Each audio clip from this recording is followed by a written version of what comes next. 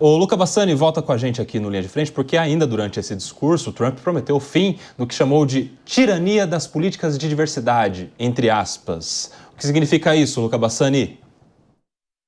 Pois é, ele falou que a era woke acabou, né? A era do identitarismo. Ele disse que essas políticas nos Estados Unidos, que são chamadas de DEI, né, que é diversidade, equidade e inclusão, estão completamente passando por uma reformulação. Muitas empresas estão abandonando esses setores e agora deverá ser necessário o mérito ser analisado como prioritário em relação às questões raciais, questões de gênero, questões religiosas, como propunha o governo democrata. Segundo ele, o seu governo prezará para que apenas dois gêneros sejam respeitados dentro da Constituição americana, masculino e feminino, dizendo que atletas transgêneros não poderão participar de Olimpíadas ou qualquer tipo de competição esportiva contra mulheres biológicas, mulheres que nasceram mulheres, ao mesmo tempo que nós vemos que ele disse que todo esse financiamento a diversas políticas desta mesma natureza no exterior, seja no continente africano, na Ásia, na América Latina, serão todos cortados agora com a reformulação do USAID, né, essa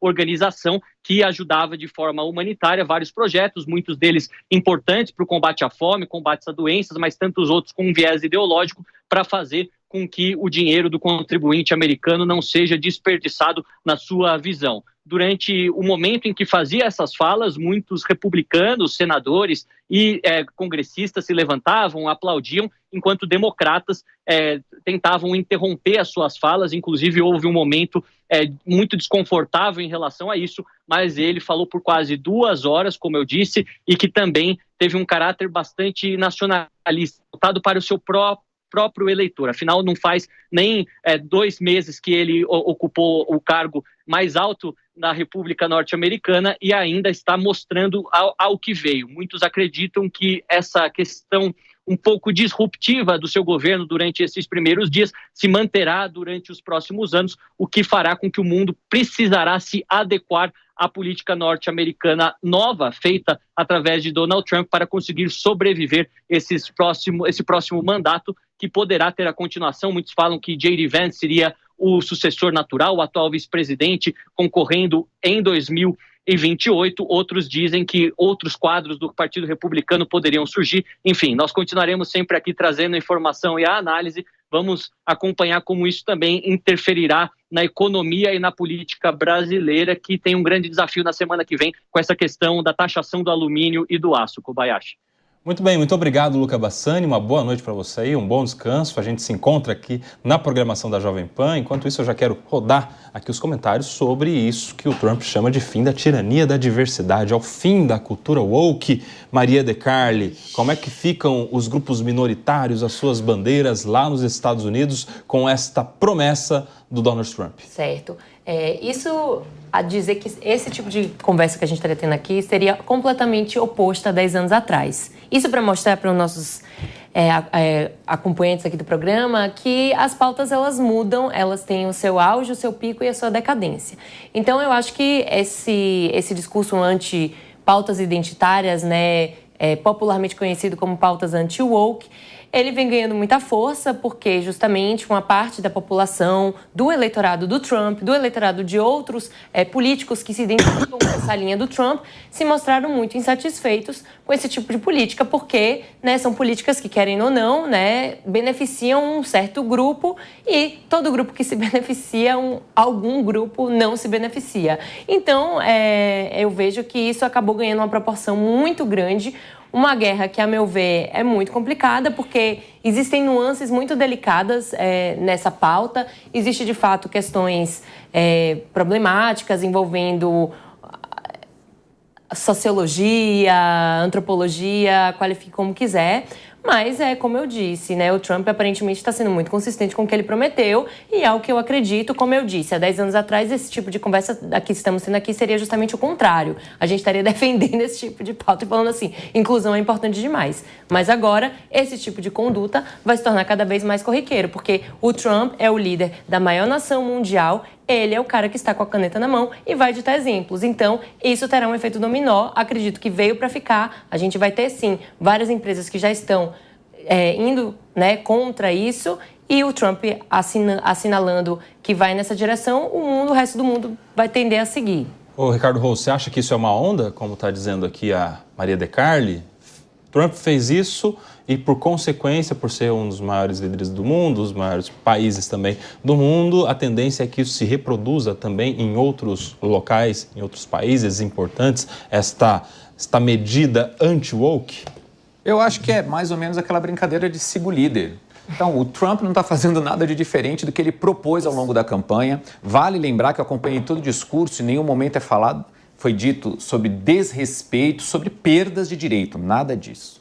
Foi combater uma cultura de promoção, de privilégio, ponto. E já tem grandes empresas no mundo, não só nos Estados Unidos, também se posicionando contra a cultura woke que em outro momento estava sendo implementada nessas próprias empresas privadas. Isso já vem mudando em grandes empresas multinacionais. Trump prometeu isso na campanha, está fazendo isso, apresentou isso no discurso dele, no discurso da União, apresentando aí os 60 dias de mandato que ele já teve, vem colocando em prática aquilo que ele prometeu na campanha, aquilo que o povo americano escolheu entre o programa Hora Democrata e o dele republicano. O povo escolheu ele maciçamente, o povo americano escolheu ele e ele vem colocando em prática aquilo que ele prometeu, que eu acho que, inclusive, está correto. Ô, minha querida Raquel Galinatti, como você vê essa questão, essa medida do Donald Trump e as reações de grupos relacionados a direitos humanos, direitos fundamentais? Você acha que ele pode ter algum problema em relação a isso? Vamos nos lembrar que recentemente ele fez até alguns discursos acenando a possibilidade de reativar Guantánamo, que é um símbolo, né, de violação de direitos humanos, enfim. Como é que você vê, Raquel Galinatti? Eu sou contra a qualquer tipo de discriminação. Quando a gente tem a necessidade de falar em inclusão, é porque certas minorias estão, de certa forma, marginalizadas da sociedade. Mas também sou contra a deturpação de valores. O que a gente vê sob manto de defesa de uma minoria, a tentativa de destruição completa dos direitos, por exemplo, das mulheres. Quando a gente fala da pauta competitiva em competições esportivas de mulheres biológicas e mulheres transgêneros, é uma completa destruição de tudo que foi conquistado ao longo dos séculos pelas mulheres. A gente sabe que existe uma incompatibilidade física biológica entre homens e mulheres.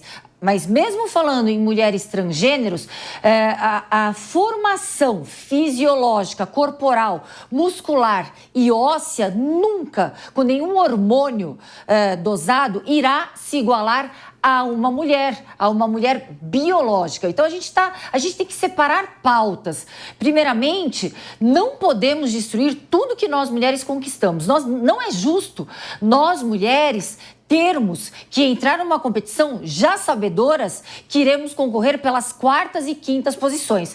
Outro dia vi uma mulher transgênero num discurso de beleza de Miss contra mulheres biológicas. Obviamente, um homem, uma mulher transgênero que já tem toda a formação muscular de um homem não vai ter celulite, vai ter um corpo mais longínquo, uma musculatura mais afinada. Como você vai colocar como padrão de beleza estético um corpo que não é um corpo biológico de uma mulher? Será que não é agredir ainda mais o que nós mulheres já sofremos com etarismo e com estética, sendo as mulheres gordas ou magras?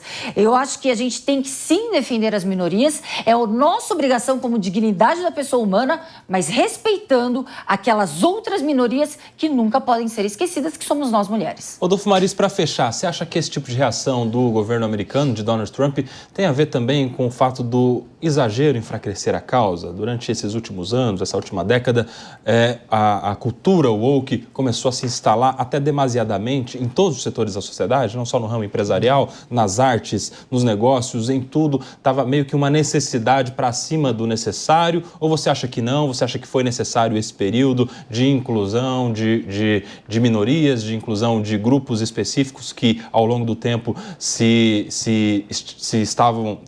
viam em um cenário de opressão? Estou falando de povos originários, estou falando de grupos da comunidade LGBT, estou falando de outros grupos, inclusive de pessoas com deficiência. Como você vê, Rodolfo Maris? Eu creio, Nelson, que só perdeu força essa cultura woke porque ela foi imposta. E nada que é imposto desse jeito, goela abaixo do cidadão, ela é bem-vindo a longo prazo. Pode ser que a médio e a longo prazo os Estados Unidos tenham uma reação em cadeia em relação a esse tipo de cultura. Mas a curto prazo é uma reação do tipo, cara, isso não foi conversado, isso não foi planejado, colocaram, impuseram. Isso é muito ruim. Tanto é que a gente tem empresas aqui, uma lista de empresas que não aderiram mais a essa cultura woke. Por exemplo, Boeing, Walmart, Toyota, Harley Davidson, Jack Daniels, Target, entre outras marcas que no primeiro momento abraçaram essa cultura, mas começaram a perder não só o marketing da marca, mas também a perder dinheiro. Então, isso foi significativo para que o Donald Trump e sua campanha eleitoral extinguisse isso de uma vez por todas a curto momento, tá? Entre aspas, curto momento. E como o Ricardo Rose disse, não houve nenhum desrespeito com isso. Muito pelo contrário, houve um respeito significativo por parte do Donald Trump. E ele está cumprindo a cartilha dele. Agora, Nelson, resta saber se daqui um ano e meio, 2, as coisas vão tender, vão ficar mais propensas ao embate com o Donald Trump, porque agora todo mundo está abraçando isso, parabéns, não sei o quê, mas ainda não teve nenhuma reação da cultura woke, que vai se manifestar de alguma forma. Nossa, e aí vai ser um debate para daqui a 5 anos, uma década, a gente vai estar falando de outra coisa, da manifestação da cultura woke, porque é cíclico, pessoal. Na política, é um pêndulo, tudo é cíclico. É um pêndulo, é isso aí.